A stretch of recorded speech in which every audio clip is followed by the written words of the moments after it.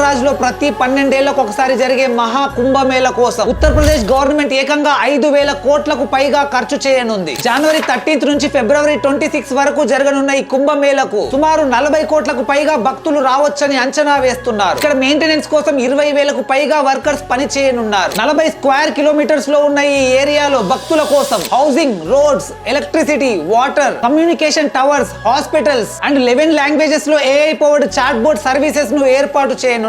ప్రస్తుతం ఉన్న 35 permanent guards తో పాటు కొత్తగా 8 గార్డ్స్ ను ఏర్పాటు చేయనున్నారు. దేశ నలుమూలల నుంచి మొత్తం 13,000కు పైగా రైళ్లను నడపనున్నారు. యాత్రికుల భద్రత కోసం hi-tech underwater drones, advanced fire fighting vehicles ను ఏర్పాటు చేయనున్నారు. ఈ మహా కుంభమేళ నుంచి ఏకంగా 1,00,000 కోట్లకు పైగా రెవెన్యూ జనరేట్ అయ్యే అవకాశాలు ఉండడంతో బ్రాండింగ్ అండ్ మార్కెటింగ్ కోసం కంపెనీలు ఇప్పటికే 3,000 కోట్లకు పైగా పెట్టుబడులు పెట్టాయి. మీలో ఎంతమంది కుంభమేళకు వెళ్లాలనుకుంటున్నారో కామెంట్ చేసి చెప్పండి. ఇన్ఫర్మేషన్ వర్తి అనిపిస్తే ఒక్క లైక్ చేయండి.